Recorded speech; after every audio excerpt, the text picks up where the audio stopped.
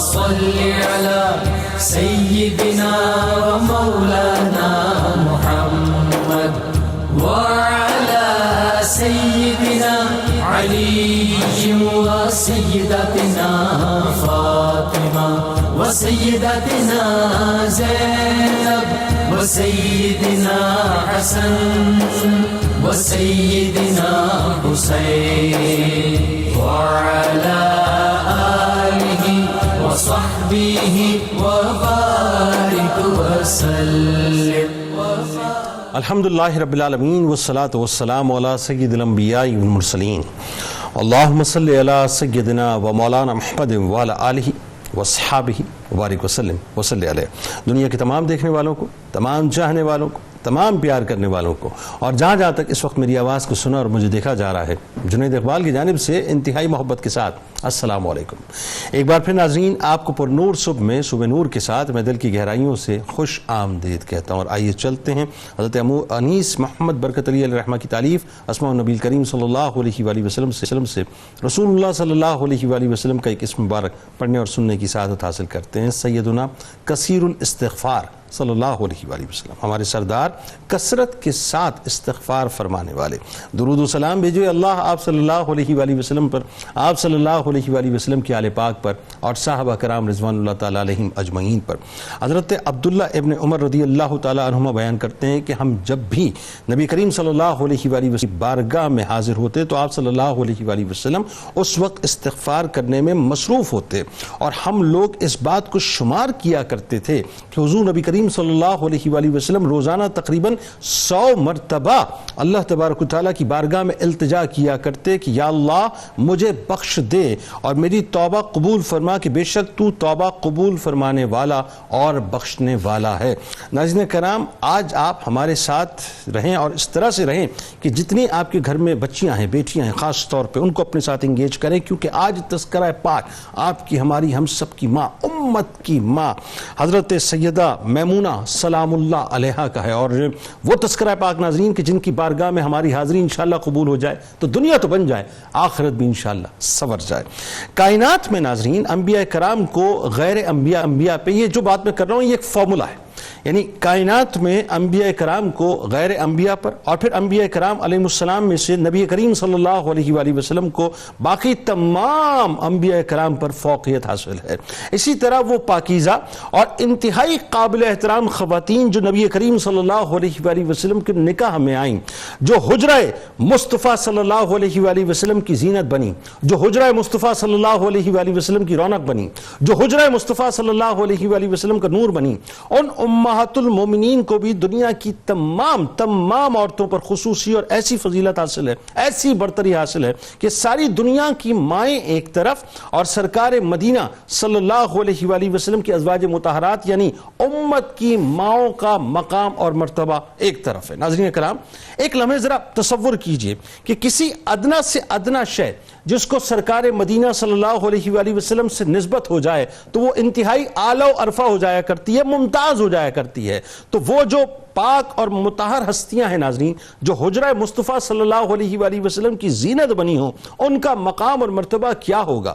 یعنی ان پاکیزہ ماؤں کے فضائل کا کوئی کیسے شمار کرے کہ جن کا انتخاب اللہ اور اس کے رسول صلی اللہ علیہ وآلہ وسلم نے خود کیا ہو، کہ ان کی رفتوں کو کوئی کیسے بیان کرے کہ جن کی رفتیں ازواج النبی کے معزز لقب سے قرآن بیان کرتا ہو، اور جن کی بلندی کردار کی وجہ سے اللہ نے ان کی عصمت و طہارت کا بھی خصوصی طور پر انتظام فرمایا ہو، جن کے مبارک حجرے کائنات کی سب سے عظیم جائے پناہ سرور دو عالم صلی اللہ علیہ وآلہ وسلم کے لیے جائے سکون ہوں، جن کی عقیدت و احترام میں انسانوں کے تو کیا فرشتوں کے بھی سر ادب سے خم ہو جاتے ہوں، انہی پاک، مطہر، مقدس اور بلند ترین ماؤں کی روشن ترین جھرمٹ میں ایک نام ہماری ماں سیدہ میمونہ سلام اللہ علیہا کا بھی ہے، جن کو سرکار مدینہ صلی اللہ علیہ وآلہ وسلم نے نام میمونہ دے کر اسم بمسمہ یعنی ایسا باعث برکت بنایا کہ آپ سلام اللہ علیہا کی برکت سے وہ قبائل جو اسلام کے شدید دشمن تھے، بڑی توجہ رہے، جو اسلام کے شدید دشمن تھے اور سرکار مدینہ صلی اللہ علیہ وآلہ وسلم کی جان لینے کے درپے تھے، وہ اپنی جانیں قدم مصطفیٰ صلی اللہ علیہ وآلہ وسلم پر نچھاور کرنے کو تیار ہو گئے، اور اسلام دشمنی کی وہ آگ جو نجد تک پھیلی ہوئی تھی وہ محبتوں اور عقیدتوں کی شبنم سے بدل گئی۔ جو مخالف تھے وہ حمایتی ہو گئے، جو دور تھے وہ قریب ہو گئے، اور جو جان لینے والے تھے وہ جان بچانے والے بن گئے، بلکہ یوں کہیے کہ جان نچھاور کرنے والے بن گئے، جن کے اخلاق و کردار کا یہ عالم تھا کہ کائنات کے سرور جب ایمان والی خواتین کا تذکرہ فرمائیں تو سب سے پہلا نام سیدہ میمونہ سلام اللہ علیہا کا فرمائیں۔ یہ وہ عظیم ہستی ہیں ناظرین جو حقوق اللہ اور حقوق العباد کی ادائیگی کا ایک حسین سا خوبصورت سا امتزاج تھی، یعنی جن کے وجود بابرکات میں خدا کا خوف اور صلہ رحمی جیسی حسین صفات ایسی رچی بسی ہوئی تھی کہ یہ دو اوصاف ان کی شخصیت کے انتہائی نمایاں پہلو تھے۔ کہ آپ سلام اللہ علیہ کا امت پر ناظرین یہ بھی احسان عظیم ہے، اور آج تمام خواتین جو اس وقت مجھے گھروں میں سن رہی ہیں تھوڑی دیر بعد انشاءاللہ آپ کو بتائیں گے کہ یہ احسان عظیم ہے کہ آپ نے دین کی تعلیم کو امت تک پہنچانے اور گھریلو مسائل اور خانگی امور میں سرکار مدینہ صلی اللہ علیہ وآلہ وسلم کی تعلیمات سے امت کو بنیادی طور پہ آگاہی دی، روشناس کروایا۔ بالخصوص خواتین سے متعلق اکثر طہارت و پاکیزگی کے مسائل احادیث مبارکہ میں آپ سلام اللہ علیہ کے حوالے سے ہی مذکور ہیں۔ اور ایک بات آخر میں ناظرین، چونکہ آپ مکے کے بہت بڑے خاندان سے، بہت یوں کہیے کہ ایلیٹ کلاس سے تعلق رکھتی تھیں، بہت ہی اعلیٰ و عرفہ خاندان سے تعلق رکھتی تھیں، تو فیاضی اور سخاوت، غریب پروری اور دریا دلی آپ سلام اللہ علیہ کی شخصیت میں رچی بسی ہوئی تھی۔ آئیے ناظرین بس اسی دریا دلی کے سمندر سے ہم بھی فیض حاصل کرتے ہیں اور اپنی ماں کی بارگاہ میں عقیدتوں کے نذرانے پیش کرتے ہیں، مل کے پیش کرتے ہیں، تاکہ کل بروز محشر ہماری ہم پر نظر کرم فرمائے۔ اللہم صلی علی سیدنا و مولانا محمد وعلی سیدنا علی و سیدتنا فاطمہ و سیدتنا زینب و سیدنا حسن و سیدنا حسین وعلی آلہ وصحبہ وبارک وسلم۔ اللہم صلی علی سیدنا و مولانا محمد وعلی سیدنا علی و سیدتنا فاطمہ و سیدتنا زینب و سیدنا حسن و سیدنا حسین وعلی آلہ وصحبہ وبارک وسلم۔ آغاز آپ سے کرتے ہیں مفتی صاحب، ظاہر ہے یہ تو ماؤں کی ماں کا تذکرہ ہے، تو اس میں تو محبت اور حلاوت اور چاشنی کچھ اور ہی ہوتی ہے۔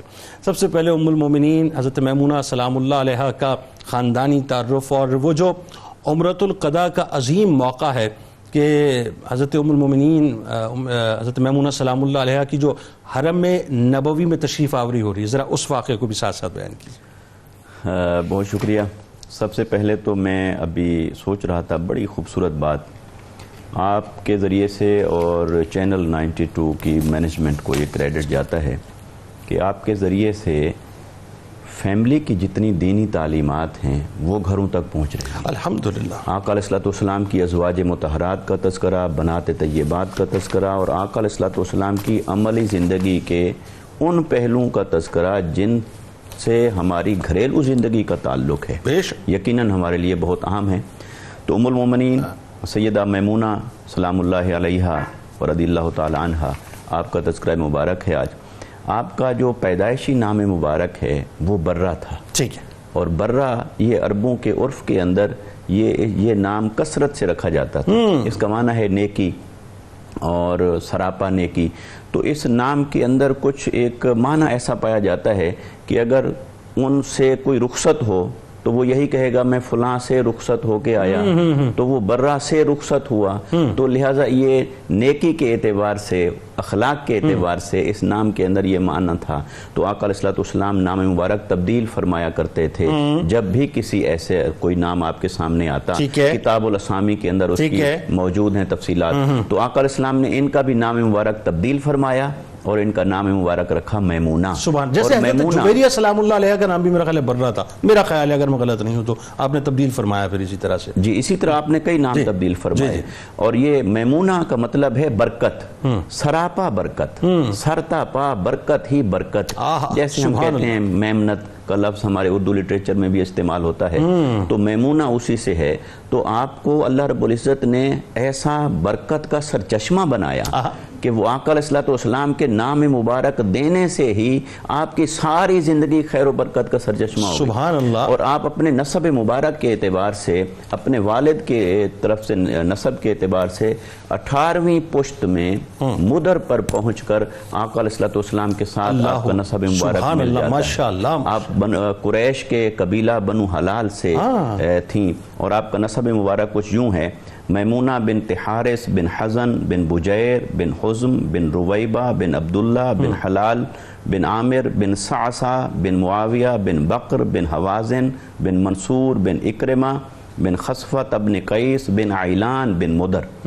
تو 18ویں پشت پہ پہنچ کے آقا علیہ الصلوۃ والسلام کے ساتھ آپ کا نسب مبارک مل جاتا ہے۔ اچھا کیا ہوا عمرۃ القضاء کا واقعہ جو ہوا کیا ہوا؟ آپ کی جو پیدائش ہے وہ آقا علیہ الصلوۃ والسلام کے بعثت سے کم و بیش 16 سال پہلے ہوتی ہے۔ اچھا 16 سال پہلے بعثت سے آپ کی ولادت باسعادت ہوتی ہے، اور پھر آقا علیہ الصلوۃ والسلام کے نکاح مبارک میں آپ تشریف لاتی ہیں 7 ہجری، اور یہ جو 7 ہجری میں ہوا یہ در حقیقت عمرۃ القضاء کا سال ہے، کیونکہ اس سے 1 سال قبل آقا علیہ الصلوۃ والسلام جب اپنے 1400 کم و بیش صحابہ کرام کے ساتھ عمرہ کی نیت اور ارادہ سے آپ مکہ کی طرف تشریف لے گئے، اور حدیبیہ کے مقام پر پھر قریش کا پیغام پہنچتا ہے، اور آقا علیہ الصلوۃ والسلام حالات کو دیکھتے ہیں، وہاں مذاکرات ہوتے ہیں، بالآخر ایک معاہدہ لکھا جاتا ہے، اور وہیں سے ہی آقا علیہ السلام اپنے صحابہ کرام کے ساتھ واپس پلٹتے ہیں، اور معاہدہ کے اندر یہ درج ہوتا ہے کہ آپ اگلے سال آئیں گے عمرہ کے لیے،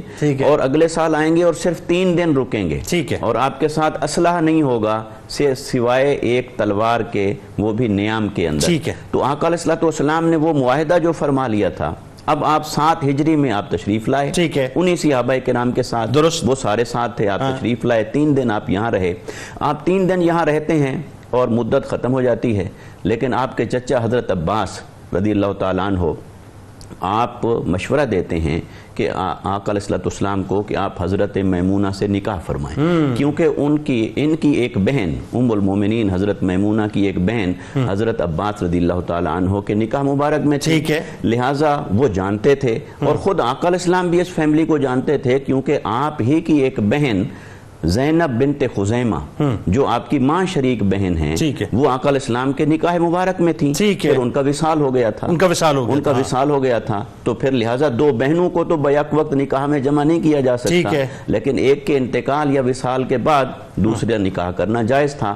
تو آقا علیہ الصلوۃ والسلام نے حضرت عباس رضی اللہ تعالیٰ عنہ نے یہ مشورہ دیا کہ یا رسول اللہ صلی اللہ علیہ وسلم آپ ان سے نکاح فرما لیں، کیونکہ حضرت عباس رضی اللہ تعالیٰ عنہ کی نگاہ مبارک بھی دیکھ رہی تھی کہ کتنی حکمتیں جڑی ہوئی ہیں اس نکاح کے ساتھ، اور پھر وہ خاتون جن کو ام المومنین بننے کا شرف حاصل ہو رہا تھا وہ کس قدر اخلاق کی مالک ہیں اور کس قدر صفات کی مالک ہیں۔ تو آقا علیہ السلام نے ان سے حامی بھری اور نکاح فرمانے کا ارادہ فرمایا، لیکن 3 دن پورے ہو گئے تھے۔ اب قربان جائیں آقا علیہ السلام کی شان پر، آپ نے نہ مدت کو بڑھایا نہ کچھ اور، بلکہ آپ وہاں سے رخصت ہوئے اور رضامندی کا اظہار کر دیا۔ پھر حضرت میمونہ رضی اللہ تعالیٰ عنہ کو لایا گیا، آقا علیہ السلام نے خود کسٹڈی مقرر فرمائی اپنے ایک آزاد کردہ غلام کی، حضرت ابو رافع، اور مقام صرف وہاں پہنچے تو وہاں پر پڑاؤ کیا مکہ کی حدود سے نکل کر، لہٰذا وہیں پر آقا علیہ السلام نے ولیمہ عطا سبحان اللہ فرمایا۔ اچھا یہ حرم نبوی کہ یہ ایک کمال بات ہے کہ آقا علیہ السلام نے معاہدے کی پاسداری فرمائی اور اپنے ولیمہ کو مکہ کی حدود سے باہر فرمایا، لیکن آقا علیہ السلام نے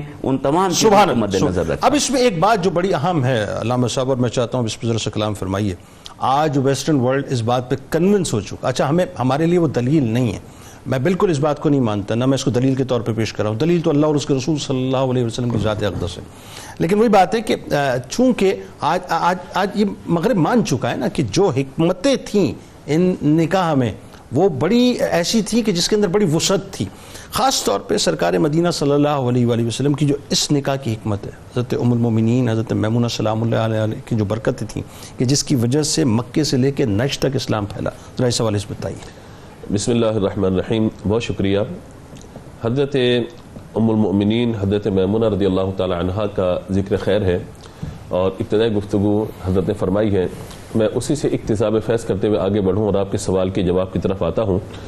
حضرت میمونہ رضی اللہ تعالی عنہا کو ایک تو خاندانی عز و شرف یقیناً حاصل تھا، اور نبی پاک علیہ الصلوۃ والسلام کی زوجیت میں جب وہ تشریف لائی ہیں تو اس عز و شرف کو مزید جو ہے وہ 4 چاند لگا دیے گئے، کیونکہ قیامت تک کے لیے آنے والے مسلمانوں کی ماں جو ہے وہ شمار کی گئی. سبحان اللہ. دوسرا یہ ہے کہ نبی مکرم صلی اللہ تعالی علیہ وآلہ وسلم نے جب پہلا نکاح فرمایا تو وہ بھی مکہ مکرمہ کی خاتون ہیں اور بڑی عظیم خاتون ہیں، حضرت سیدہ خدیجہ کبریٰ رضی اللہ تعالی عنہا. سبحان اللہ. اور نبی مکرم علیہ الصلوۃ والسلام نے جو آخری نکاح فرمایا وہ بھی اسی خاندان، یعنی سمجھیے کہ مکہ مکرمہ کا ایک بڑا خاندان ہے. اللہ، ابتدا بھی مکے سے اور انتہا بھی مکے پہ.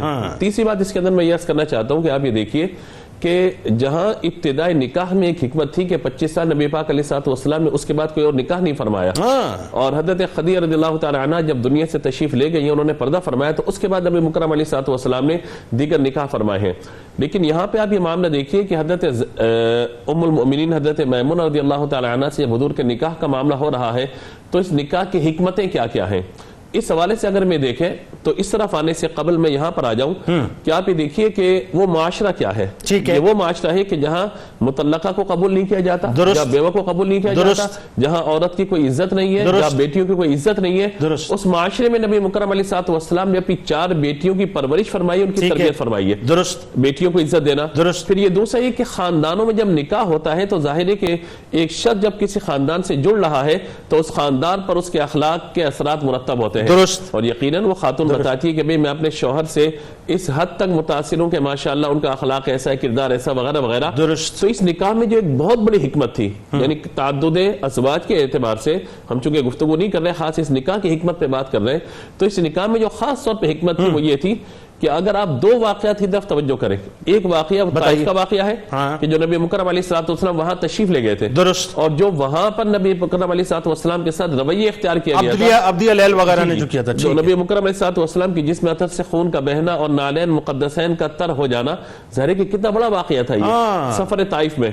اب وہ لوگ مسلمان ہوئے اس نکاح کے بعد، وہ لوگ اسلام سے قریب ہوئے. اچھا ان کا وہ عبدیہ لیل کا جو والد تھا اپنا عمر جو عمر بن عمر، یہ پہلا شوہر تھا نا. جی جی جی یہی ظاہر ہے کہ اثرات وہاں تک پہنچے نا. جی جی کیا بات ہے، کیا قربان جائیے سرکار. اس خاندان کی ایک خاتون یہاں پر پہنچی ہے کہ وہ خاندان جس نے نبی مکرم علیہ الصلوۃ والسلام کے ساتھ کوئی اچھا برتاؤ نہیں کیا، ٹھیک ہے، لیکن حضور نے اپنے اخلاق کے ذریعے ان کے گھر کی ایک عورت کو اپنی نکاح میں جب لے لیا تو پورے کا پورا خاندان اور پورا قبیلہ اسلام کی طرف مائل ہوتا چلا گیا. بنو ثقیف سے جو ظاہر ہے محمد بن قاسم تک، اور کیا وہ اپنا مسعود ثقفی رضی اللہ تعالیٰ عنہ. ٹھیک ہے، بالکل. تو یہ سارا معاملہ وہاں تک پہنچا. دوسرا آپ یاد کیجئے کہ نجد کے کچھ لوگ نبی مکرم علیہ الصلوۃ والسلام کی خدمت میں آئے اور آنے کے بعد کہا کہ ہم لوگ چاہتے ہیں کہ اسلام کا پیغام ہم تک پہنچے.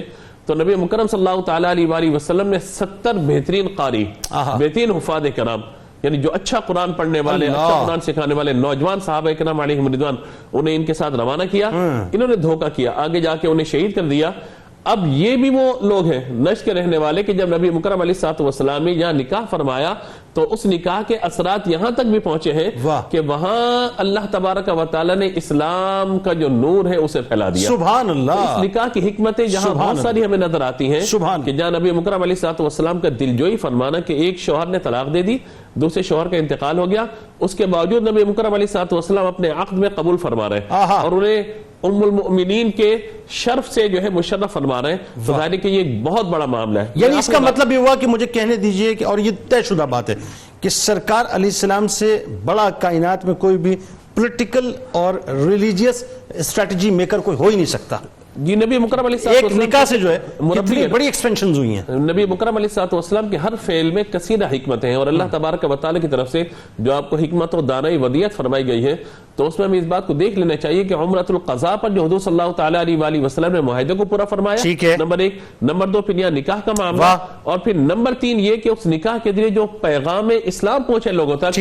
تو یہ ساری کی ساری چیزیں وہ ہیں کہ جو آپ یہ دیکھیے کہ اس میں اسلام قبول کرنے والے کون ہیں؟ حضرت میمونہ رضی اللہ تعالی عنہا کے بھانجے حضرت خالد بن ولید سبحان اللہ، انہوں نے اسلام قبول کیا. حضرت عمر بن العاص ہیں، سبحان اللہ نام ہے ان کا، انہوں نے اسلام قبول کیا.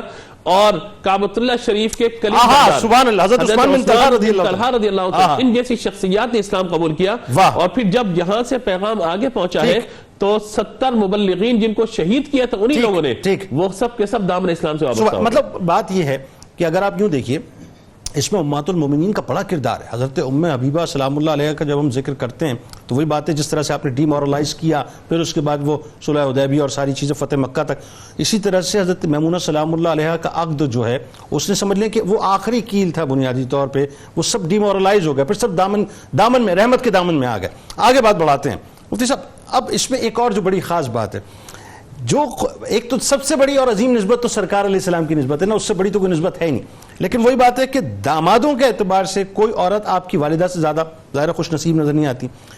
اور اسی حوالے سے بہنوئیوں کے اعتبار سے ام المومنین حضرت میمونہ سلام اللہ علیہ سے زیادہ ممتاز کوئی ہے نہیں. میں تو حیران ہوں کہ اتنی بڑی بڑی ہستیاں اور وہ آپ کے بہنوئی، ذرا بتائیے لوگوں کو کہ کیا شرف اللہ نے آپ کو عطا کیا ہے. اعوذ باللہ من الشیطان الرجیم، بسم اللہ الرحمن الرحیم. جی اللہ تبارک و تعالیٰ کی تقسیم ہے، اور یہ بعض چیزیں اجباری ہوتی ہیں جو اللہ تعالیٰ کی تقدیر کے تحت ہیں. ویسے تو ہر چیز اللہ تعالیٰ کے حکم ہی سے ہوتی ہے، بے شک، لیکن بعض چیزوں میں اللہ تعالیٰ نے بندوں کو اختیار دیا ہوتا ہے، جیسے احکام شریعت ہیں اس میں کرنے نہ کرنے کا بندے کو اختیار ہوتا ہے. لیکن بعض چیزیں اجباری ہیں کہ کس کے گھر پیدا ہوگا اور کس سے نکاح ہوگا، کتنی اولاد وغیرہ ہوگی، کہاں پیدا ہوگا، کتنا رزق حاصل کرے گا اور کب انتقال ہوگا. تو ساری چیزیں اجباری ہیں، اللہ تبارک و تعالیٰ کی طرف سے طے شدہ ہیں. تو بعض اوقات اللہ تعالیٰ جو ہے ایسا فضل فرماتا ہے کہ عطاؤں کی اتنی کثرت ہوتی ہے جس کو اللہ تعالیٰ قرآن عظیم میں بعض اوقات ذکر بھی فرماتا ہے، ذالک فضل اللہ یؤتیہ من یشاء، کہ اللہ تعالیٰ جسے چاہتا ہے بے حساب فضل سے نواز دیتا ہے. تو یہاں ان کے ساتھ بھی یہی معاملہ ہے کہ آپ کی جو والدہ ہیں ہند بنت عوف، ان کے بارے میں یہ کہا جاتا تھا کہ خوش نصیب ترین خاتون ہیں کہ ایسے نفوس قدسیہ کی جماعت گویا کہ ان کے دامادوں میں شامل ہے. اور اس اعتبار سے دیکھا جائے تو حضرت سیدہ میمونہ رضی اللہ تعالی عنہ ام المومنین جو اگر ان کی جہت سے دیکھا جائے تو اتنے جلیل القدر اصحاب جو ہیں وہ آپ کے بہنوئیوں میں ان کا شمار ہوتا ہے. اور ان کی اولادیں جتنی بھی ہوئی ہیں وہ پھر حضرت میمونہ رضی اللہ تعالیٰ ان کی خالہ کہلائے. واہ واہ سبحان اللہ. ادب اور احترام کا رشتہ اور تعلق. بتائیے نام بتائیے نا تاکہ لوگ ذرا اور محظوظ. آپ کی جو سگی بہن تھی حضرت لبابہ الکبریٰ جن کو ام الفضل بھی کہا گیا، وہ زوجہ تھی حضرت عباس بن عبد المطلب کی، جو چچی بھی تھی سرکار علیہ السلام. اس اعتبار سے وہ حضور کی چچی ہوئی. اور ان کی اولاد حضرت عبداللہ بن عباس جن کو حبر هذه الامہ کہا جاتا ہے کہ امت کے سب سے بڑے عالم، اور حضور نے ان کے لیے دعا کی تھی کہ ان کو قرآن کا فہم عطا فرما. ایسا فہم عطا ہوا کہ فرماتے ہیں کہ اگر اونٹ کی رسی گم ہو جائے تو قرآن سے تلاش کرو. تو حضرت میمونہ کو یہ شرف حاصل ہے کہ وہ ان کی خالہ ہیں. تو ادب اور احترام کا رشتہ اس قدر اتنی جلیل القدر ہستی کے ساتھ. اچھا سرکار علیہ السلام کے وہ ہمزلف بھی ہو گئے، چچا بھی ہوا اور ہمزلف بھی ہو گئے اس اعتبار سے، ہے نا؟ یہی ہوا نا. اچھا میں ذرا کلیئرٹی لیتا ہوا چلوں آپ سے، آپ آگے بیان کیجیے. جی اس کے بعد آپ کی جو بہن ہے لبابۃ الصغریٰ، ان کا نکاح جو ہے حضرت حمزہ سے، ان کا نکاح ولید بن مغیرہ جو والد ہیں حضرت خالد بن ولید جن کو حضور نے سیف اللہ المسلول کا خطاب عطا فرمایا. اور اسلام کی ترویج و اشاعت میں جہاد کے اعتبار سے اگر دیکھا جائے تو آپ کا نام جو ہے کسی تعارف کا محتاج نہیں ہے. ان کی بھی یہ سیدہ میمونہ رضی اللہ تعالی عنہ ہے. تو یہ ادب اور احترام کا رشتہ اس جلیل القدر ہستی سے بھی آپ کا قائم ہے. حضرت اسماء بنت امیس کے بارے میں بتائیے نا رضی اللہ تعالی عنہ. یہ ان کی اخیافی بہن ہیں، 3 اخیافی بہنیں ہیں، حضرت اسماء، حضرت سلمہ اور حضرت سلامہ، جن کے والد جو ہیں امیس ہیں. والدہ ایک ہیں اور والد مختلف ہیں، لہٰذا یہ رشتہ اخیافی بہنوں کا رشتہ ہے. تو حضرت اسما بنت امیس کا پہلا نکاح حضرت جعفر طیار سے ہوا، اللہ، جن سے جو ہے 2 بیٹے تھے، عون اور محمد، اور آپ کی شہادت کے بعد جو ہے ان کا نکاح، بلکہ میرا خیال ہے شاید روایتوں میں آتا ہے 3 بیٹے، عبداللہ، عون و محمد، 3 مطلب بیٹوں کا تذکرہ آتا ہے. جی آگے بڑھائیے، بات آگے بڑھائیے. تو جی اس کے ان کی شہادت کے بعد جو ہے حضرت صدیق اکبر رضی اللہ تعالیٰ عنہ سے نکاح ہوا. زبردست شخصیت ہیں کہ امت میں سب سے زیادہ فضیلت رکھنے والے ہیں اور یار غار ہیں، یعنی ان کی فضیلتوں کا احصاء ہمارے لیے ممکن نہیں ہے. تو آپ کے ذریعے جو ہے حضرت محمد کی ولادت، محمد بن ابو بکر، اور آپ کے وصال کے بعد حضرت علی کرم اللہ تعالی وجہہ الکریم سے. تو یہ سارے کے سارے جو ہیں ایسے زبردست نام ہیں، اور یہ آپس میں بشمول رحمت دو عالم صلی اللہ علیہ وسلم ہم زلف کے رشتے میں آپس میں جڑے ہوئے نظر آتے ہیں. آپس میں ہم زلف بھی ہو گئے. اللهم صل على سيدنا ومولانا محمد وعلى سيدنا علي وسيدتنا فاطمة وسيدتنا زينب وسيدنا حسن وسيدنا حسين وعلى آله وصحبه وبارك وسلم. اللهم صل على سيدنا ومولانا محمد وعلى سيدنا علي وسيدتنا فاطمة وسيدتنا زينب وسيدنا حسن وسيدنا حسين وعلى آله وصحبه وبارك وسلم. مفتی صاحب یہ بتائیے کہ آپ کا علم و فضل اور گھریلو مسائل اور خانگی امور میں سرکار مدینہ صلی اللہ علیہ وآلہ وسلم کی تعلیمات کو جس انداز سے آپ نے امت تک پہنچایا، یہ رہتی دنیا تک یہ خود ایک اتنا بڑا احسان عظیم ہے جس کو ہم کبھی اتار نہیں سکتے. بتائیے. بلا شبہ آپ کے سوال کو اگر میں قرآن مجید کی اس آیت مبارکہ کے پس منظر میں بیان کروں کہ اللہ رب العزت نے ارشاد فرمایا لَقَدْ كَانَ لَكُمْ فِي رَسُولِ اللَّهِ أُسْوَةٌ حَسَنَةٌ، کہ رسول اللہ صلی اللہ علیہ وسلم کی زندگی میں تمہارے لیے بہترین نمونہ ہے. اب آقا علیہ السلام نے ہر انسان کو، مرد ہے یا عورت ہے، عملی زندگی کا ایک نمونہ عطا فرمانا تھا، اور تمام تر تفصیلات اور جزیات کے ساتھ. اور آپ خاتم الانبیاء ہیں، اور اسلام کے بعد پھر کوئی اور دین نہیں. اللہ. لہٰذا غور طلب بات یہ ہو گئی کہ اب آقا علیہ السلام نے نماز تو سکھا دی مسجد نبوی کے اندر، عمرہ اور حج بھی سکھا دیا، وہ بھی سب کے سامنے ہے. اللہ. لیکن جو انسان کے ایسے مخفی معاملات ہوتے ہیں، پوشیدہ معاملات ہوتے ہیں، مرد سے متعلق، عورتوں سے متعلق، خواتین سے متعلق، گھریلو زندگی سے متعلق، طہارت سے متعلق، پاکیزگی سے متعلق، جس میں وضو بھی ہے، غسل بھی ہے، بہت سارے معاملات ایسے ہیں، میاں بیوی کے معاملات سے متعلق ہے. تو آقا علیہ السلام کو اللہ رب العزت نے اس منصب کے ساتھ بھیجا کہ آپ نے تمام چیزوں کو واضح بھی فرما دینا ہے اور عملی نمونہ بھی عطا فرما دینا. سبحان اللہ. تو آقا علیہ السلام نے اپنے صحابہ کرام کے ذریعے سے بہت کچھ پہنچا دیا انسانیت تک. اللہ. لیکن آقا علیہ السلام کی جو ازواج مطہرات ہیں، جیسے ابھی تھوڑی دیر قبل بات ہو رہی تھی، علامہ صاحب نے بیان فرمایا، تو تعدد نکاح کے اندر ایک یہ حکمت پنہاں تھی کہ حبیب صلی اللہ علیہ وسلم آپ جس کو اپنے عقد مبارک میں لیں گے، اس کے ذریعے سے آپ کا اسوہ حسن آگے پہنچے گا. سبحان اللہ. ان کے ذریعے سے آپ کی تعلیمات آگے پہنچے گی. سبحان اللہ. اس لیے آقا علیہ السلام نے یہ نکاح مبارک فرمائے. اور اس تعدد نکاح کے اندر جہاں اور اسلام کی حکمتیں تھیں، دین کی حکمتیں تھیں، عرب کے اندر قبائلی روایات کے اعتبار سے حکمتیں تھیں، وہاں سب سے بڑی ایک حکمت یہ تھی کہ ان کے ذریعے سے دین آگے پہنچے. جیسا کہ ابھی تذکرہ ہوا کہ آپ کو اللہ رب العزت نے رشتوں کے اعتبار سے کیسا خیر و برکت کا سرچشمہ بنایا تھا. تو حضرت عبداللہ بن عباس آپ کے بھانجے، تو وہ چھوٹے تھے جب، تو آپ کے سامنے ایک دن آئے، دیکھا بال بکھرے ہوئے ہیں. کہا کیا ہوا؟ کہا کہ وہ جنہوں نے سنوارنا تھا تو وہ ان کے ایام میں خاص چل رہے ہیں تو انہوں نے یہ کام نہیں کیا.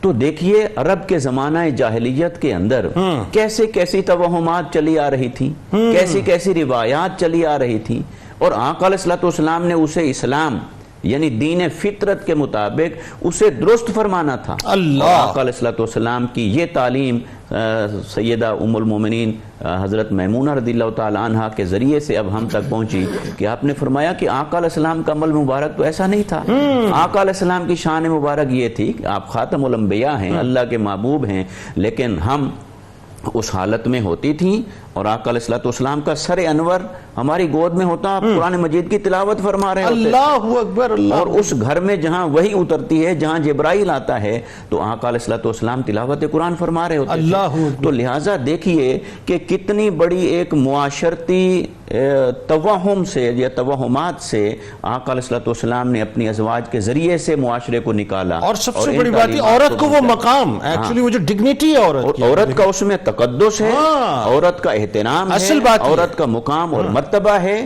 کیونکہ جو عوارض جسمانی ہیں وہ تو اللہ رب العزت نے پیدا فرمائے, لیکن اس کے اندر ہم نے کیسے بیہیو کرنا ہے, ہمارے اخلاقیات کا تقاضا کیا ہے, اس کی ڈگنیٹی ہٹ نہیں ہونی چاہیے, اس کی عظمت اور تقدس کو برقرار کیسے رکھنا ہے, یہ آقا علیہ السلام کی تعلیمات ازواج مطہرات کے ذریعے سے ہم تک پہنچے. سبحان اللہ. بات آگے بڑھاتے ہیں. یہ حضرت عائشہ صدیقہ سلام اللہ علیہا کا, میں تو کہوں گا, مطلب میرا تو اس یہ کہتے ہیں یہ ٹریبیوٹ ہے بیسیکلی حضرت میمونہ سلام اللہ علیہا کی بارگاہ میں.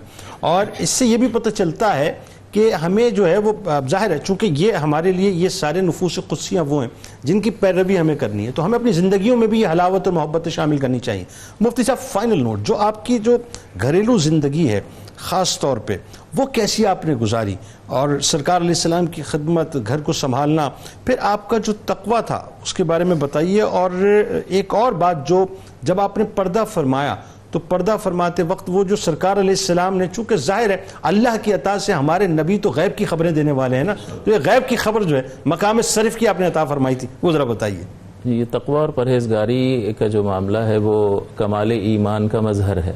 جی. ایمان ایک قلبی کیفیت کا نام ہے اور اس کا اظہار عمل کے ذریعے سے ہوتا ہے. تو جس قدر خارج میں عمل زیادہ نظر آئے گا وہ اس بات کی دلیل ہوگا کہ دل میں کچھ ہے. اور اس ایمان کی, جیسا کہ فرمایا کہ اس ایمان کی جو ہے وضاحت اور بیان تو رحمت دو عالم صلی اللہ علیہ وسلم کی زبان سے ہو گیا کہ یہ مومن بہنیں, یہ بہنیں جو ہے آپس میں مومنہ بہنیں ہیں. بالکل. اور اس میں سب سے پہلے حضرت سیدہ میمونہ رضی اللہ تعالی عنہ کا اسم مبارک حضور علیہ الصلوۃ والسلام نے ذکر کیا.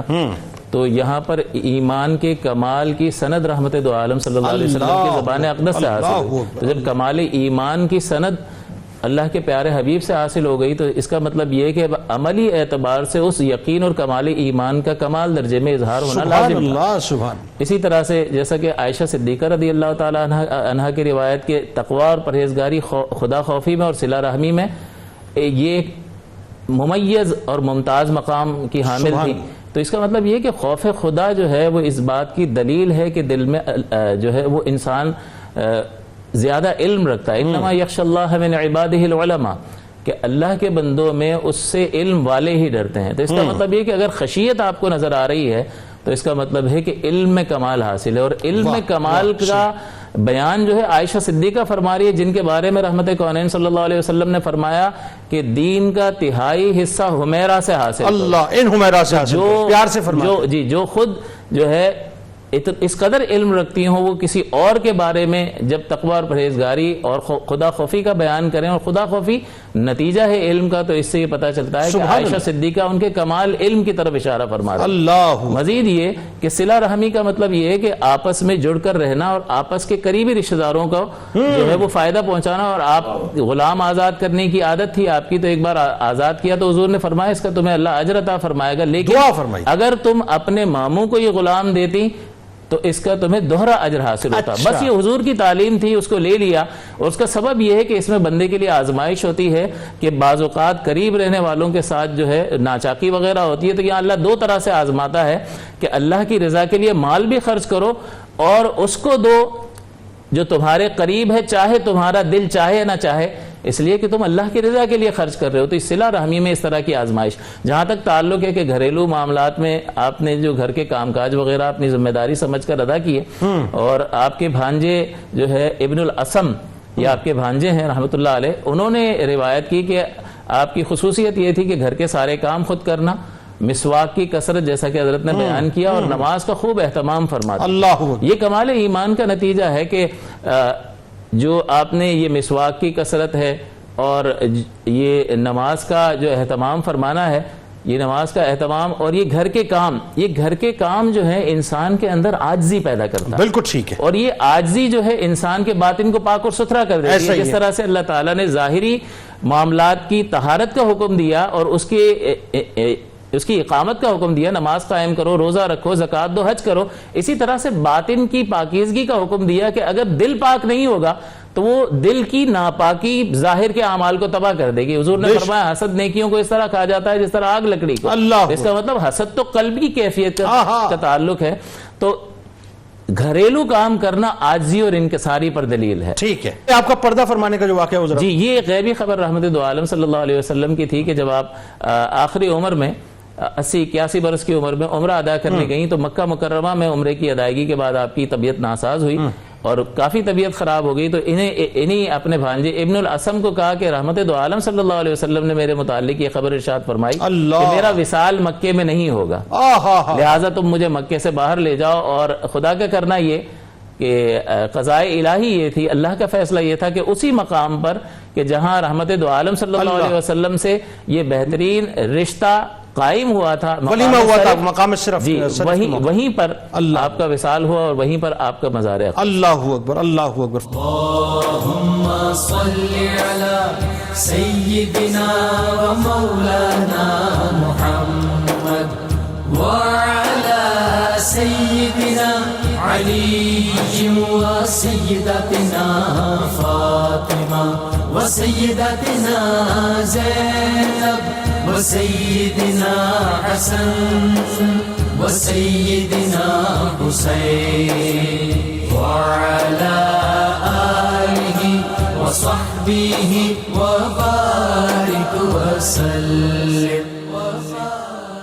اللهم صل على سيدنا ومولانا محمد وعلى سيدنا علی و سیدتنا فاطمہ و سیدتنا زینب و سیدنا حسن و سیدنا حسین وعلی آلہ و صحبہ و بارک وسلم.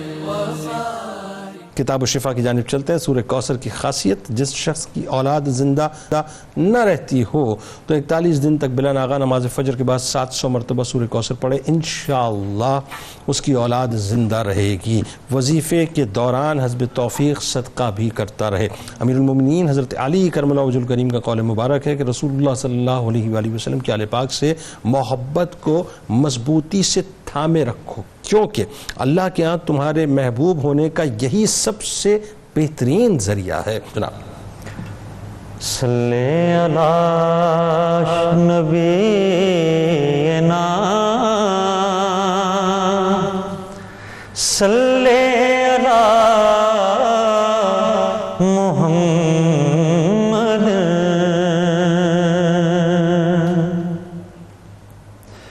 حضرت میمونہ ام المومنین عفت شیعہ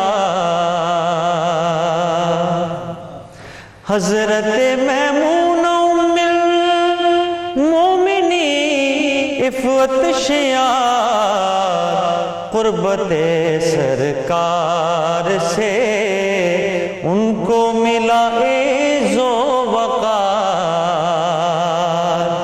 قربت سرکار سے ان کو ملا عز و وقار سید کونین کی تھی معرفت حاصل انہیں سید کونین کی تھی معرفت حاصل انہیں، نسبت شاہ دو عالم ان کی وجہ افتخار، نسبت شاہ دو عالم ان کی وجہ افتخار، مومنوں کی ماں ہے ان کو یہ ملا کیسا شرف، مومنوں کی ماں ہے ان کو یہ ملا کیسا شرف، حجرائے سرکار میں ان کے کٹے لیل و نہار، حجرائے سرکار میں ان کے کٹے لیل و نہار، حضرت میمونہ کا ساجد ہوں میں ادنا غلام، حضرت میمونہ کا ساجد ہوں میں ادنا غلام، ہے میرا اعزاز ان کا میں بھی ہوں مدحت نگار، ہے میرا اعزاز ان کا میں بھی ہوں مدحت نگار، حضرت میمونہ ام المومن عفت شعار، قربت سرکار سے ان کو ملا عز و وقار۔ اللهم صل على سيدنا ومولانا محمد وعلى سيدنا علي وسيدتنا فاطمة وسيدتنا زينب وسيدنا حسن وسيدنا حسين وعلى آله وصحبه وبارك وسلم